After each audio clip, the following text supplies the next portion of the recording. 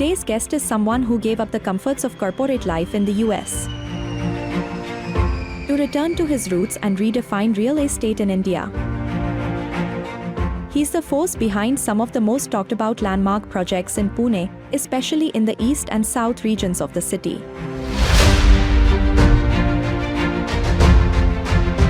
But what really sets him apart is his vision not just for buildings, but for people. He's building a company with one bold mission: to have the highest happiness index in India.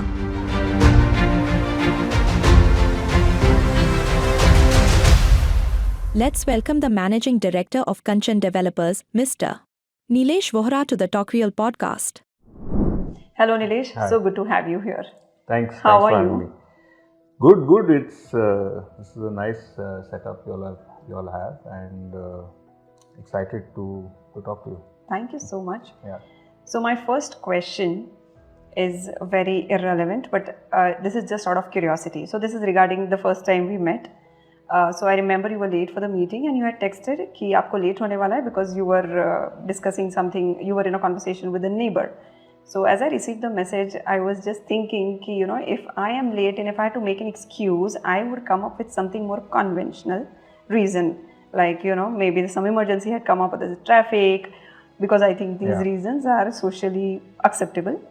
So when I received the message, how could you be so honest was my first question, because honestly it's very difficult to admit. Yeah.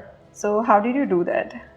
Like what makes you so honest is my question basically. No, I mean, no point lying about such small things, right? And quite honestly, I'll tell you, I was a big liar when I was a kid. This is climax already in the first shot. So I was a big liar, as in I had gotten good at it, and I used to think that the world is very gullible. I used to lie about the smallest things. I used to lie about the toys I have and the sugar in the milk and clothes and small things, and it seemed that people were buying it, or at least I was made to think that they bought it. As adulthood came in, I realized that it's a very toxic habit to lie like that, right? This reminds me of this story that just happened a few weeks ago. We have this group of friends who always travel, and this kind of travel that they've been doing is you go for a 3-day vacation, you plonk yourself at a property, you have good food, have a good time, and just relax and come back. And over the last few years, I've been questioning that travel, right? I'm like, what a waste of time to travel like that. And I can easily do this when I'm 50, right? 50, 60. Anyway, we are going to just travel and relax when we're 50. So if I have the privilege to travel for experiences today, then why am I not doing it? So I started making up reasons to not go, and over the last 2 years, I've just made up stupid reasons to not go. And this year again, a few weeks ago, there was that time when they were making that plan, and I got stressed, like, oh shit, I have to make up a reason now to lie about something. And I decided I'm not going to lie. So I, met the leader of this group who was planning the whole thing, and I told her that, listen, I've decided that if I'm not going to travel like how I would travel at 50. So I want to do some experiential travel. I want to, trek the Himalayas or do something like that, and I'm not going to do this type of travel. And the minute I was done saying it, I felt so light. And she also respected the fact that I was not making up some stupid lie to not come. And she's like, okay, fair enough. She did try to convince us and all of that. But she's like, okay, makes sense what you're saying. And then there was no, pushing after that. Otherwise, if you've made up a lie, they're like, देखना cancel होता है कि नहीं होता है. Then, and people know. So look, if you are authentic, right, people know. If you are not authentic, people know. That's very true. How much ever, good you are at making up something, people will know. People will find out. Yes. And aaj nahi to kal, you may get away, in the short term, but in the long term, authenticity is something that cannot be faked. So we've realized that let's be authentic. About authenticity, how do you think that authenticity had played role in you being a developer, how does it reflect in your work, you think? Because I believe once you develop an attitude, somehow it's reflected everywhere. Yeah. So do you think it affects your work also? Yeah, but authenticity should be a given. I mean, there should be no pride in being authentic.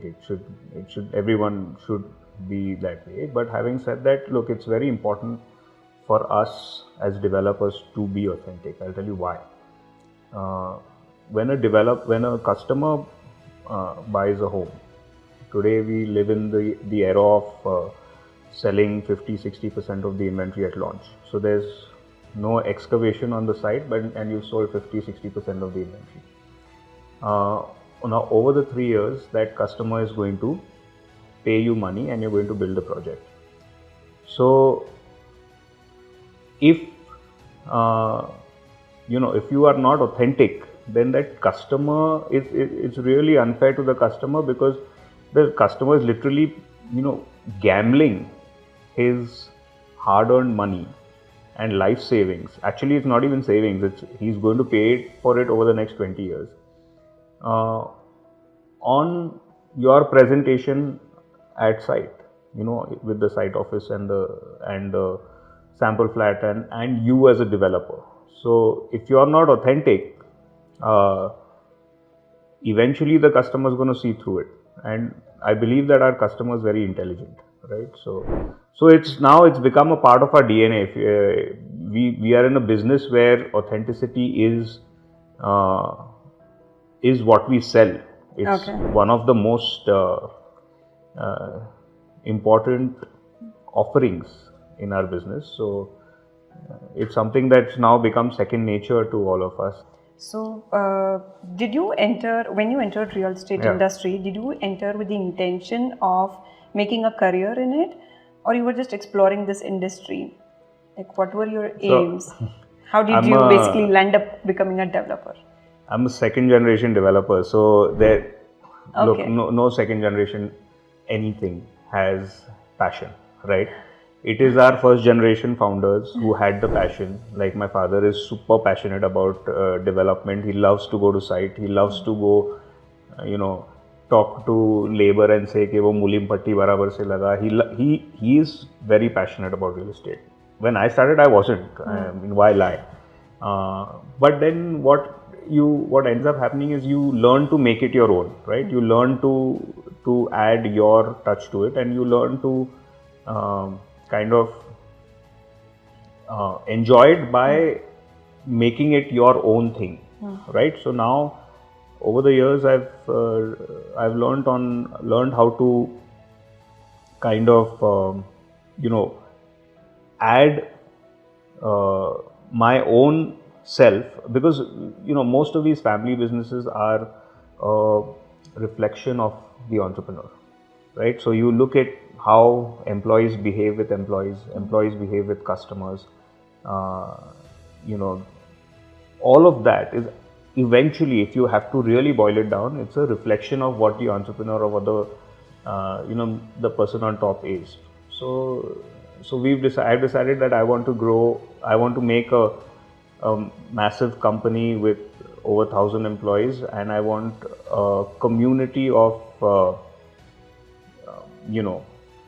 people who are passionate about what they do at work.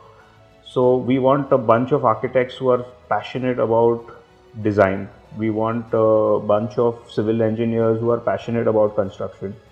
We want a bunch of sales guys who are passionate about selling the right product authentically to the customer. So my passion now is grown from real estate to making a cohesive, conflict-free and ever-growing organization that is outside of me, right? So tomorrow family businesses usually die when the family founder is moves out. So we want to make an organization where even if no family is involved, it is a professionally run organization with a board, and we don't have to be managers. We can be owners, but we don't have to be managers. So it's a professionally managed organization, and that's the kind of passion that I have now. Okay. Which is what I'm working on. I may not be passionate about real estate, but I'm passionate about building this organization. Yeah. Tell me one thing that you would like to tell a person who wants to enter real estate industry in 2025. It's a very hard business. If you want to enter this business, you must get experience in a large organization before you start your own organization, because this is that era of founding something and starting off without knowing what you're getting into has gone. People back in the day used to do that, and they learnt on the go, and they were okay. But today, this is a serious business. You are in a serious product. Do you know any family businesses, like small family businesses who make cars? No. Why? Because if something is wrong in the car, it's a very precision based business, right? If something goes wrong in the car, if the airbag doesn't open on time, somebody can die. Right. I think real estate is exactly the same. You are playing with people's lives if you don't know what you're doing. You can't just learn on the go. So if you're a new person wanting to enter this business, you should do at least 8 to 10 years of experience in a full-fledged real estate business, and then start your own firm. Don't start this out of college just because you have some land or because you're getting some opportunity to develop. It's not a safe thing to do, and you will be doing injustice to your customers. Okay. Yeah. I hope the newcomers are so listening. that's a controversial answer, but I hope it's taken in the right spirit. Tell me, what is the biggest challenge you've had so far in this industry? I joined the business in 2010. I'll give you a little bit of a backstory. So I did my bachelor's in the States, and I graduated in 2009, and I was working there, and I had a great job. I worked for this startup, and I was paid very well. I got paid to I literally got paid to travel and play golf with CXOs and get them to come for a meeting and sell them whatever product that we were selling. So life was good, but I had this overnight epiphany, or that time ऐसा वो फिल्मी एक realization हुआ कि घर आजा परदेसी तेरा देश बुलाए रे. So overnight I was just like on a whim I moved back. Actually the reality was that I was thinking, with a foreign education, it's possible that I'd have a competitive advantage when I moved back and all of that, and exposure and all of that. Okay. When I moved back in 2010, the markets from 2011 to 2018 was the worst recession in a long time. Correct. And so from the start it was only bad times. So we were looking at debt traps. Inventory wasn't selling. We had launched a project, sold the first flat at 4,200 rupees a square foot. 4 years later, we had sold the last flat at 3,500 rupees a square foot. So it had actually gone back. Okay. And we had sold inventory, and we had to finish these projects knowing that not only you're not going to make any profits, you're also going to incur losses. Okay. But that responsibility was there that you have sold it to customers, so you have to finish the project. So, fortunately we had the right mindset of finishing the project and thinking that we'll cover up our losses in a better market. It's a cyclical industry and times will get better. So none of my exposure was useful then, but I'm extremely thankful to that period, because when you start and you go through a bad period for that long, when the good times come, you know exactly what to do, right? And a lot of what our organization. So do you mean that it's the bad time that teaches you what to do in a good time? 100%. Is it so? Okay. Not only in a good time, in other bad times also. So a lot of our principles today are based on learnings from those bad times. Fortunately, by the end of this year, we'll be a totally debt-free company, and we'll be a fairly asset-heavy organization also. I'm sure. And those learnings have come from the bad times. Imagine if I keep telling myself, imagine if I had started and I went through 5 years of total boom, I wouldn't be prepared for a cyclical industry like real estate.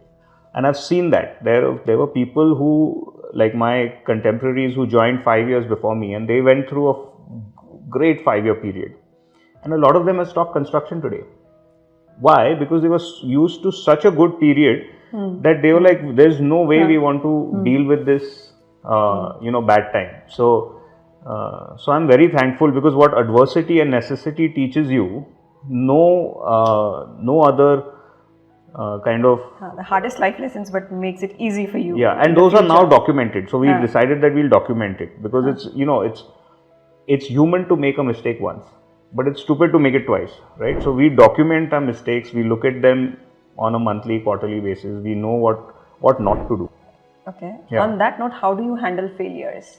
Like, tell me one small failure. Like, it may seem small for you. It may seem small, in fact, otherwise, but it's significant for you. And one big failure that you've had. No, like, so what is a big failures. failure, first of all? Like, is it a financial loss, or it is a trust loss? Have you had any such experience? See, those failures are nothing compared to what happens when you don't deliver on time, right? Okay. So you think the biggest failure in real estate industry as a developer is not being able to deliver on time? Yeah, that is the biggest failure, because you're really, you have no idea how badly you're affecting people's lives. Right? Has it ever happened with you? We have, but even 3-month delays have been really hard on us. So now, fortunately over the last 5 years, we've not had any delays. But we understand that. How do you deal in such a situation when there are delays? You have to confront them, and you have to show your face to the customer. Don't run away from that, right? Sit with them. The only thing the customer wants is to hear from your mouth when you're going to deliver. Okay. And when you send people to talk to them and all of that, they know they're seeing through you. So whenever we are, if at all we are not or we're getting delayed, we sit with our customers and we tell them that, look, there's going to be a 2-month delay or a 3-month delay to what we promised, and we tell them the reasons. And most of them, 99.9% of them are open to it. They appreciate the fact that you approached them before they started, banging your door. Tell me 1 or 2 experiences that you felt that, this is something really great I did and I'm proud about it.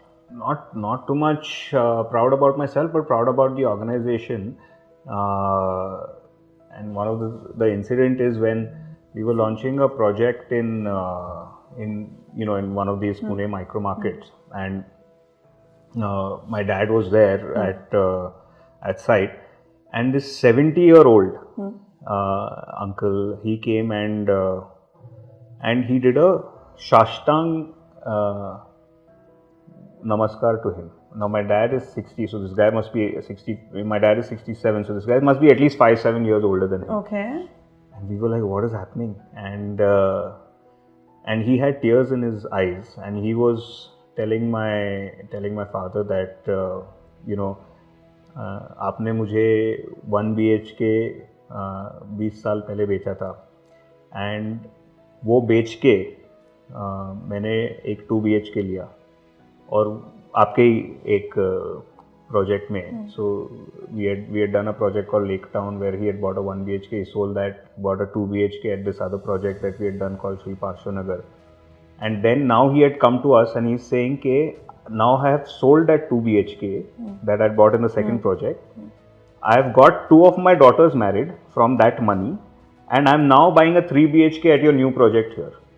And he's like, and this is all thanks to you, because the value has increased of the asset, and of course the value increases of the asset because of the location and because of urbanization and all that.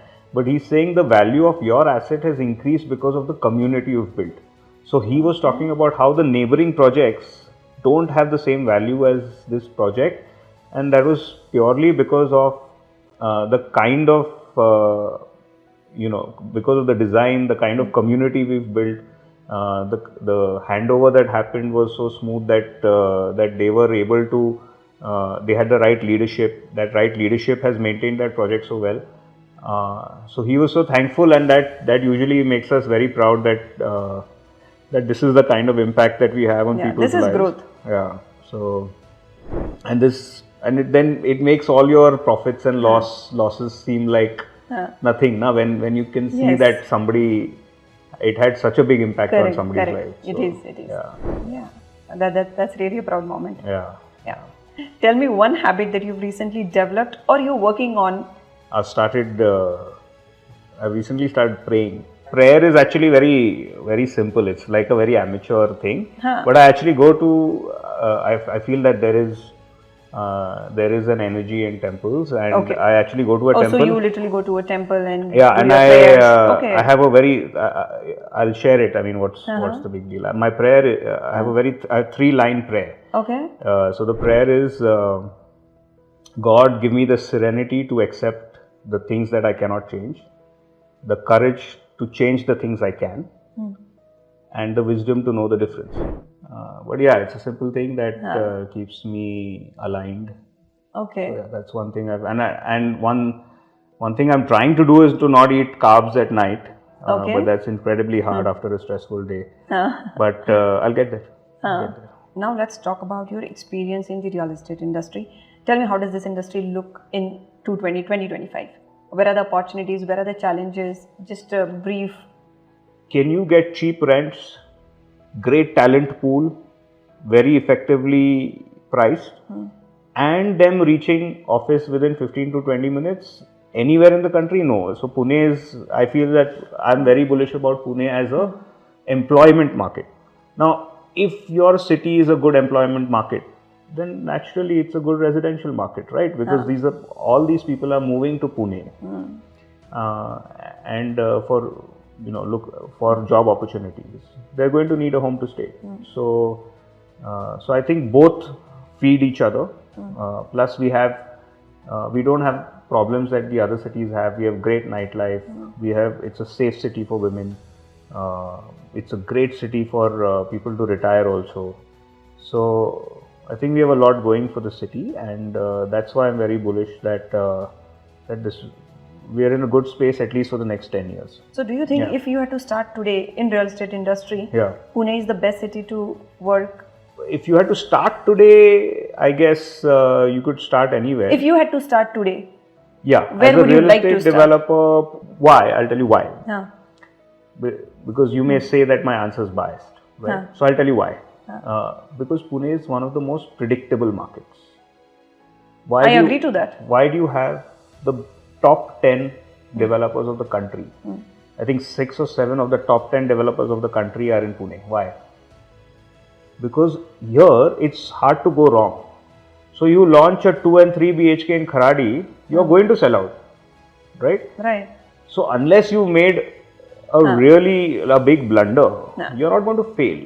Now, you can't say that about every other city. It's a safe market, basically. It's a very safe market, and it's predictable market. It's a safe market. So you can't say that about every other city. There is that component of risk, which I think Pune has the lowest of, because we have audience, because we have a market, because we have demand. So the supply is, if the supply is right, then the demand is there. So it's a great city to start because it's harder to go wrong. Tell me some of the small things that a developer might overlook when ensuring quality construction. Like, what are the minor aspects in building? It's about 3 things. First is good design. Design is the organization needs to be a design thinking organization, right? So when I'm designing a product, I'm looking at 1,000 things. And those 1,000 things then culminate into a product. So you should be able to design that well, because bad design and great construction there's no point, right? If the design is good, and then the construction will automatically be good. And today's world, construction is not an issue because we've got good contractors, we've got good machinery, we've got good technology. So design is what the focus should be. Second is intent, right? As a developer, every day there are decisions where I have the option of buying something that is cheap and not great quality, and better quality and little more expensive. I have to have the intent to do right. Okay. If I don't have that intent, now then I'll keep making decisions where I'm buying something, where I'm always taking the cheaper option. Okay. I'm not saying that we'll never take the cheaper option, but you have to have the intent कि नहीं यार, see this is a better thing. थोड़ा ज़्यादा जाएगा, but it's okay. It needs to be, that's the product it needs to have, that's the quality it needs to have. So you should take that pill. Or when there are times when what you like is too expensive, then you should have an innovative mindset to achieve the same motive with cheaper cost. Okay. So that intent is very important, and that intent comes from the entrepreneur. So you said design, you said intent. And the third one is financial intelligence. Okay. And when I say financial intelligence, is a lot of developers are very passionate about construction, very passionate about about the product and all of that, but they lose sight of financial closure, because you may have great design, you may have great intent, but if you don't have your finances right, you're never going to complete the project on time. Okay. And if you don't complete the project on time, then you've done the biggest disservice to your customer. So you may build a Taj Mahal, but what's the point if you gave it 3 years later, right? So financial intelligence, focus on financial cash flows. How you're going to need this much money to finish the project, and you need to have laser sharp focus on where that money is going to come from, and you need to have a plan A, plan B, plan C. You can't only depend on plan A. If it doesn't come from that source, then you should have your second source ready. If it doesn't come from that source, then you should have your third source ready. You have to make sure that it's delivered on time. Okay. And time is one of the most important factors in our business today. And it's a lot more important than... Yeah, it speaks about your commitment, it speaks about your nature of work. Yeah. Right. And it's a lot more important than other things that people are focused on. Okay. So time is our... For us, it's one of... If I could, then I would have a huge poster in my office on time. Okay. There's a developer that's done a cool thing. They've put a large LED board outside their project, and it says 329 days, 21 hours, 42 seconds. And that's precise and that important time is. No, and it goes backward, so it's going to 0. So he's like, itna din possession ke liye raha hai. So he is not only telling himself, he's not only telling the world, he's reminding his own team also that apne ko 300 din mein ye project khatam karna. That's a very wise thing, but a very, ye bada commitment I think it's fantastic. No, it's not a commitment. See, there's no legality. But I think it's a great way to say that this is important for us. Correct. Yeah. Let's talk about from home buyer's point of view. Yeah. Tell me top 5 things that a home buyer must reflect on before buying. Yes. Before buying, yes. Our book has 5 चीजें हमें समझनी और देखनी चाहिए घर. Yes. Our book has 17 secrets. Must know secrets, it's called. Okay, tell me the top 5. You should not do a mistake here. All are close to my heart, but I've read the book, and as you said, actually all the 17 things, उसमें से कुछ अगर पता भी होगी, तो भी after reading, I felt the depth of it, the importance of it. Yeah. So I would definitely recommend everybody to read that book, whoever is in the same process. Maybe I won't say 5. 5 is because tell me 1 or 2. That's fine. Or the top. I'll give you 1 or 2. Okay. One is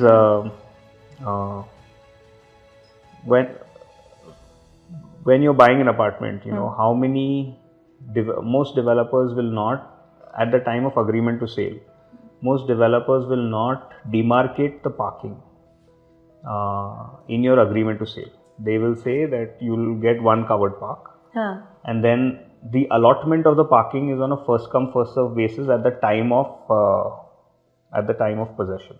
Okay. Imagine the uncertainty. I never knew that. A lot of developers do that. Okay. Imagine the uncertainty that you're living with. Imagine that you've bought a 2 crore rupee apartment. You have 2 parkings, and at the time of possession, there's a lottery, and now one of your parking is on podium 3 and the other one is in basement 2. Now, how can you live with that uncertainty after buying a 2 crore rupee apartment? Why can't you get allotted the parking at the time of your agreement, where you can choose the parking you want? Let it be on a first come first serve basis, right? The person who's buying the last apartment will take whatever is left. But it's totally unfair for the people who are buying before to live with that uncertainty that I don't know what floor will my parking will be on. I don't know what, how far it will be from the elevator. I've paid for it. This is covered parking, so you're paying for it. And I have to live with that uncertainty. So, try and request your developer to allot it demarcated parking in the agreement to sale. What is the significance of the name Kanchan in Kanchan Developers? It's my grandmother's name. It used to be my grandmother's name. Okay. That's why the We Are Family tag. But she's a very strong woman, and she's had a huge influence on everybody who lived with her and around her while she lived. Yeah, but she was such a personality that when my father started the business, he was like, it has to be named after her. So, nice. Yeah. And yes, where does this "We Are Family" tagline comes from? What do you mean to say when you say this? So for us, "We Are Family" is just more than a tagline. It is. What is it? Yeah. It's the way we are. When we say family, we're talking about how. Because it doesn't talk about the product, it talks a lot about the people behind it. That's why I asked, what do you mean when you say "We Are Family"? Yeah, so when we say family, we are talking about how we are as people. For us, work is worship, right? So if you are going to work, then you want to make it feel like you're going to family. So our employees are our family.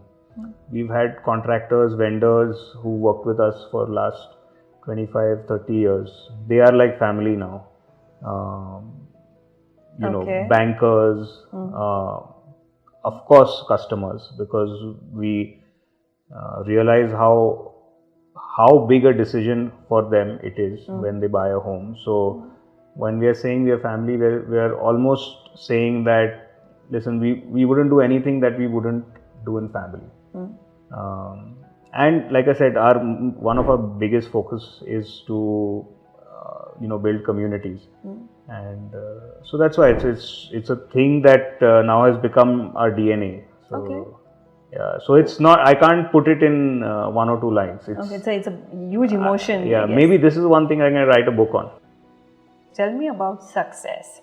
So what is success for you? Do you celebrate when you feel that it was a success today, or you wait for a big success, like you wait for it to celebrate until something big happens? There are times when you need to, kind of pat your own back. So do you do that? You're climbing Mount Everest, right? You have your eyes on Mount Everest, and in the middle somewhere you're tired, and somebody gives you some water or some food, or you get to rest a little bit, right? You're not supposed to celebrate that, because you still have to climb that Mount Everest, right? Okay. So, theek hai, you appreciate that you've got, you've passed a milestone, but your eyes. Gratitude, but that's not real success, or you need to celebrate it. Yeah, because the summit, it's not the summit, right? So if your eyes set on the summit, then these small kind of base camps are good ourselves, but they're not something that that I have I'm big on. Okay. Having said that, your second question to me would be that what is the summit? What are you looking at? Which is that which mountain are you trying to climb? Yeah. Until what point you're not going to celebrate big? No, I don't know, and that's ever changing. Ever changing. Yeah. I don't have a particular figure in mind, like, we want to go to 1,000 employees, or we want to do 10,000 crores in sales annually. Okay. Just want to keep going. No, but I want to build the summit for me is to build a community of people who enjoy working, right? Okay. I want to, if you had to ask me to put a number on it, I would say that I want to be the top 5 commercial real estate holders in the country in the next 20 years. Okay. Because you have to define a goal, I have defined it at that. But that's only, for nomenclature we have put it. Okay. Because at least that gives us some direction. This is north, But if you ask me, I would want to build a community of people who really enjoy what they're doing. They're passionate about what they're doing, and it could be even the smallest role in a small department. It should be done with passion, because it is appreciated and they understand that the role of that small thing that they're doing in the larger scheme of things. All of this tied to the great impact that we have on people's lives, right? If you made a good product, the people are spending, if you take a normal family, people who are working are spending at least 8 to 10 hours a day in that product. And people who are not working, like grandparents and children, they are spending much more than that in that, right? So, do we know that they're having at least am I positively impacting their lives? And if you have a community that knows that impact, then you made a good organization. And for us, that's the summit. But if you have to put a number, then it would be top 5 commercial real estate holders in the country in 20 years, and I want to be known as the company that has the highest happiness index within its customers. So can we measure happiness, right? Let's say if you had maybe 15 or 20 things that you ask your customers, and they tell you what they rate, if they answer those questions, and you can derive an index of happiness. So let's say you could rate developers on the happiness index of their customers. So we want to be known as the organization that has the highest happiness index in their customers. So that, for us, that would be the summit. Nilesh, that's a very empowering thought. Thank you. It was a pleasure having you here, Nilesh. Thank you so much for coming at our podcast. Thank you. Thank you for bearing with me. I know I gave long answers, but you can edit it all in your final edit. So. Yes, but it was a pleasure. But yeah, good chat, and thank you. Thank you for good questions. I really enjoyed the chat. Our pleasure completely. Yes. Thank you so much.